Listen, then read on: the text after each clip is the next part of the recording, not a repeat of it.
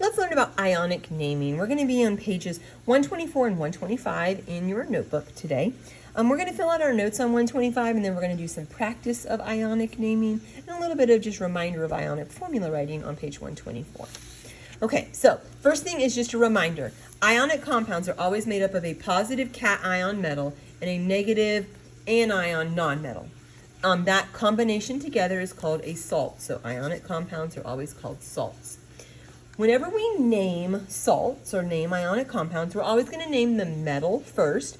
Metals are always the less electronegative atoms, so they're going to go first. And it is going to be named just as is. So let me just kind of preview what we're doing here so that this makes a little more sense. Yesterday, and in the last couple of lessons, we've taken a name and we've turned it into a formula. So we would say K is +1, F is -1. That's a perfect transfer, a 1-to-1 ratio. And so my formula would just be KF. That's what we've been doing. Now what we're going to do is I'm going to give you the formula KF, and you're going to give me the name potassium fluoride. So that's what you're going to practice. I've got all of your formulas here. You're going to turn these formulas into names. And so we're learning the rules on how to name those formulas. It comes down to just a couple of things based on what's happening with that metal. Okay, so the metal, which goes first, is going to be just written as is. The more electronegative atom, which is always going to be the nonmetal on your right side of your periodic table, that is going to go last, and that name changes to "ide," remember, if it's coming from the periodic table. That "ide" just refers to bonded. So something like oxygen is going to become oxide. Fluorine will become fluoride. Nitrogen, nitride. Phosphorus, phosphide. If you hear the ending "ide," it is from the front of your periodic table. This is just a standard bonded ionic salt. Okay, here's something key though. If there are any subscripts, any numbers are used in the formula, they are not included in the name. So for example, if we look at something like CaBr2, Ca is calcium, Br is bromine. When we go to write the name of that, it just becomes calcium bromide with no numbers in the formula. No numbers at all for our ionic compounds. We're not telling the ratio in the name. You have to look up charges in order to find ratios. Okay, so this is just what we do for standard 2 atoms. The metal is a traditional metal in one of the first 2 family groups, or aluminum. Sometimes we have polyatomic ions. We're going to know that they're polyatomic ions because they're going to have 3 or more elements, 3 or more capital letters. So for example, if we look at CaBr2, that's Ca and Br. That's only 2 atoms, so it is not polyatomic, or 2 atom types, but it's not polyatomic. However, Na, N, and O are 3 or more capital letters, and so that is a polyatomic ion. Anytime we have a polyatomic ion, we're going to look on the back of our periodic table, and we're going to find what thing in there is the polyatomic. In this case, it would be the NO3.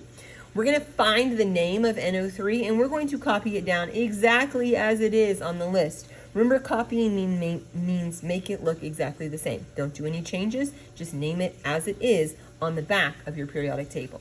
So NaNO3, NO3 is the polyatomic part of that. NO3 is called nitrate, so the name is just sodium nitrate. Sodium nitrate. No numbers, nothing involved in our formula. Okay. The trickiest part of naming ionic compounds is when we have a transition metal. Now, transition metals are going to be anything that is not in group 1, 2, or aluminum. In yesterday's video, I went in and I shaded all of our transition elements, and so we said all of these guys were transition elements, all of D block, and then kind of what's under the staircase for our metals. Okay, so these are all of our transition elements. Any transition element will have to have a Roman numeral in its name. So it's not a physical number, it's going to be a Roman numeral. We're going to determine what that Roman numeral is using its partner atom, because the charge on the partner atom is going to be known, and so it's just going to kind of be opposite of the charge of a partner atom. Okay, there are 3 different scenarios that we're going to see happen here, and I'm going to talk through the 3 scenarios and then we will practice them. If they are in a 1-to-1 ratio, that means that the charge on both atoms is equal to each other. It's equal, but it's opposite. So in copper, in CuS, Cu is a transition element, so I know I'm going to have a Roman numeral. It's bonded with sulfur. It's bonded in a 1-to-1 ratio. That means that sulfur and copper have the same charge. So sulfur's charge is -2. That means copper's charge has to be +2, so copper gets a Roman numeral 2. However, if they are not in a 1-to-1 ratio, the charge is almost always the flip of that original ratio. So for example, Fe2O3, notice that is in a 2-to-3 ratio. We know that iron is going to need a Roman numeral because iron is in the middle of the periodic table. So we're going to just flip the ratio and we're going to say, okay, I think then that the charges are 3 and 2. The charge on iron would be +3 because it's the metal, and the charge of oxygen would be -2 because it's the nonmetal. And so I just double check it. I don't know iron, but I can check oxygen. Is oxygen's charge usually -2? Yes, it is. So then that means I can pretty much trust that iron is going to be Roman numeral 3 because it required a +3 charge. Okay, if we look at another example of that, here's a polyatomic. So I'm going to go ahead and make sure that I always put my polyatomics in parentheses. That means that I have 2 nickels and just 1 of the SO4s. I knew that was a polyatomic because I saw 3 or more capital letters. So as soon as I saw 3 or more capital letters, I flipped over to the back of my periodic table. I found the polyatomic, the package deal. I put it in a package. SO4 is part of that package. So there were 2 NIs and only 1 SO4. So probably the charges of that are reversed, flip-flopped. That would mean that nickel would have a +1 charge and SO4 would have a -2 charge. I can check that on the back of my periodic table, and yes, SO4 does have a -2 charge. Therefore, nickel must have a +1 charge, which is why it gets Roman numeral 1. Okay, here's the one kind of exception to that, and we've actually practiced this when we look at simplifying ratios. So we're going to look at PbO2. Okay. So PbO2 currently is in a 1-to-2 ratio. But if that were the case, that would mean, and we flip-flopped them, it would mean that Pb had a charge of +2 and oxygen had a charge of -1. Oxygen does not have a charge of -1. Oxygen has a charge of -2. So if oxygen charge is double the ratio, then that means that lead's charge must also be double the ratio. So lead's charge must be 4. And in this case, it is. So that's why we get lead 4 oxide. We flip-flopped the charges and then we double-checked. Oxygen was not a -1. Oxygen's charge is double that prediction. So then we had to take what we predicted for lead and also double it, and that's why we got lead 4 oxide. Okay, I'm going to practice a bunch of these so that they can make sense. And then you'll be able to take your practice quiz for this. Okay, so we are going to need our periodic table, we're going to need our polyatomic, and we're going to need our brain in order to be successful. I'm going to do a couple of different problems just to practice with you, and hopefully you're going to feel confident in ionic naming as you walk out of this. Okay, so I'm going to start with some simpler problems first, and then I'm going to work my way up from there. The first one I'm going to do is problem number 4. I chose problem number 4 because it's just 2 atoms. 2 atoms tend to be a little bit simpler. So I have KCl. I'm always going to look at the first atom. The first atom is K. It's potassium. It is a metal, and it is a standard metal. That means that I don't need to do anything special with this problem because K is a standard metal, and there's only 2 capital letters. I just write down what the things are from the periodic table. So K is potassium. So I'm going to write down potassium. Cl is chlorine. When that bonds, remember it becomes chloride. And so it's just potassium chloride. 2 elements, nothing special going on. So we can find some others that are like that if we look down to number 15. Number 15 is another problem where nothing special is going on. Check that first element, it is Mg. Find Mg on the periodic table. It's a standard metal, so I just name it as it is. Magnesium. And then I look at its partner. Its partner is P. P is phosphorus. I know when phosphorus bonds, it changes its name to ide. So I get phosphide. And that's just it. That's its name, magnesium phosphide. It was just 2 elements. The first element was a standard metal. Okay, let's see, well, what do we do if there's numbers involved? If we look at like number 3. Number 3 is MgBr2. 2 elements. The first is a standard metal. We already talked about the fact magnesium is in one of the first 2 columns, so it's a standard metal. So we just get to name it its name, magnesium. It's partnered with bromine. Bromine becomes bromide. Notice no numbers in our formula because magnesium is a standard metal. Okay, let's look at number 2. Number 2, we now have 3 capital letters, so I know that something in this is going to be a polyatomic. So I flip over my periodic table and I start looking for what of that shows up as a grouping. OH shows up as a grouping on my polyatomic ion list. OH is called hydroxide. And so I know that I'm going to use the name hydroxide for the OH. So now I just look at my metal. My metal is sodium, it's Na, it's a standard metal, nothing special needs to be done with it. So I'm just going to name it as it is, sodium hydroxide. Notice that I didn't change anything in this name, it was already called hydroxide on the back of my periodic table. No numbers are involved here because my first metal is just a standard metal. Okay. Let's look at number 1. Number 1 is Na2CO3. I see 3 capital letters, so I flip over my periodic table and I look to find a grouping that shows up. I notice that CO3 is a grouping called carbonate. Na, I find its location on the periodic table. It is in the first row. It's a standard metal, so I just name it sodium. And then the name of whatever CO3 is, which happens to be carbonate. And so I just write its name as is. Okay. Let's look at number 10. Number 10, 2 elements. The first is aluminum. Aluminum is one of those metals that does not require any kind of Roman numeral because aluminum is what it is. So aluminum is just going to be aluminum, and then it's partnered with sulfur. Sulfur becomes sulfide, and it's aluminum sulfide. Even though there were numbers in the problem, they did not transfer into its name. Okay, so we've talked about compounds where the first element is a standard metal. And by standard metal, I mean occurring in the first 2 family groups or aluminum. We also looked at compounds that had 3 or more capital letters. Anytime there were 3 or more capital letters, we flipped it over to the back, found that grouping, marked the grouping in the name, and then just copied the name exactly as it was listed on our polyatomic ion list. Now we're going to look at some examples where it's not perfect. So we're going to look at examples 5, 6, and 7. The problem with 5, 6, and 7 is that when I look at this first element, in this case iron and zinc, here's iron, here's zinc, they are transition elements. So they're going to require Roman numerals. So I'm going to go ahead and write their name, iron, and I'm going to give a space for the Roman numeral that needs to go there. And this is just 2 capital letters, so it's nothing on the back of the periodic table. It's iron, a space for a charge, and then chloride. Okay, so how do I figure out what goes in there? I look at the ratio. Currently, I am in a 1:2 ratio.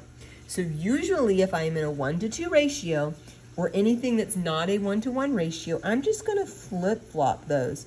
So I'm going to say, okay, I think iron should have a charge of 2, and chlorine should have a charge of 1. I just have to verify. I'm guessing that iron is 2. So let's verify chlorine. Chlorine's number 17. It wants to be number 18. That is a charge of 1. So therefore, iron does have a charge of 2. And so I'm going to put Roman numeral 2 there. If we look at the next one, it's iron again. It's paired with chlorine. So it's just iron chloride. That does not change. But I need to fill in the Roman numeral. Filling in a Roman numeral because iron is in the Roman numeral section. So I start by writing my ratio. My ratio is 1 iron atom to 3 chlorine atoms in that formula. So I flip-flop the ratio. I should have a charge of 3 on iron and a charge of 1 on chlorine. I double check that partner. Chlorine does have a charge of 1. So that makes iron keep that charge of 3. Okay. If I look at this, I have a transition element and I have 3 capital letters. So I'm going to have a couple of things happening here. So I know that my metal is zinc, and based on its location on the periodic table, it is in my Roman numeral section. So I'm going to go ahead and leave a space for Roman numerals. I also see that I have 3 capital letters. So I flip my periodic table over and I find that grouping. And that grouping is OH, and that grouping is called hydroxide. So I'm just going to write the name down for that grouping. Okay, so now I look and I need to fill in my Roman numeral. I do that by working backward from my ratio. Currently my ratio is 1 zinc to 2 of those hydroxides. So I'm going to flip that ratio back, and I'm going to check it. OH. OH is my known compound. I come find OH. It tells me it has a charge of -1, so yes, that makes sense. So then zinc does get to keep the 2. Okay. Let's look at something like number 11. Number 11 is PbO2. So Pb is my metal. I check and see where the location of my metal is. It's here in the shaded region. So I'm going to go ahead and write lead, but I'm going to give myself a space for a Roman numeral. Lead is paired with oxide or oxygen, which makes it oxide. Okay, so I'm going to look and I'm going to see what my ratio is. My ratio here is 1 to 1. Anytime I have a 1 to 1 ratio, I have to pause and just match. This 1 to 1 ratio means my charges were matching. I don't know what the charge on lead is, but I do know the charge of oxygen. Based on oxygen's location, it had a charge of -2. So that means that lead had to have a charge of +2. So I'm going to get to put a Roman numeral 2 in there. Okay, let me say that one more time. I needed to put a Roman numeral in, but my ratio was 1 to 1. Anytime you need to plug in a Roman numeral and your ratio is 1 to 1, you have to check and match them. So I can find oxygen's charge, it's -2. That means in a 1 to 1 ratio, lead was also going to be 2, and so that's why we got the 2 inside the Roman numeral. Okay. I'm going to do number 17, and then that's going to be the last one because I've almost done all of them on this page now. Okay, so when we look at number 17 is Ag2SO3. Okay, Ag is silver. It is a transition element, so I know I'm going to need a space for Roman numeral. I see 3 capital letters, and so I look on the back of my periodic table and I circle that grouping. That grouping is sulfite, and so I leave that as is. Okay, now, here's something tricky. When we go to do the ratio for this is 2 to 1. It is not 2 to 3. Because remember, 3 is a part of that package deal. There's only 1 of this package. So the ratio is 2 to 1. So if I go to flip this back, it should be a 1 and a 2. So I check on my periodic table. What is the charge of sulfite? A sulfite is a -2. Yep, so that means that silver is going to be the 1. Okay, and so that's the one thing we have to be really cautious about with our package deals. Make sure we always circle or put them in parentheses, and then that way we can keep track of how many of that package are there.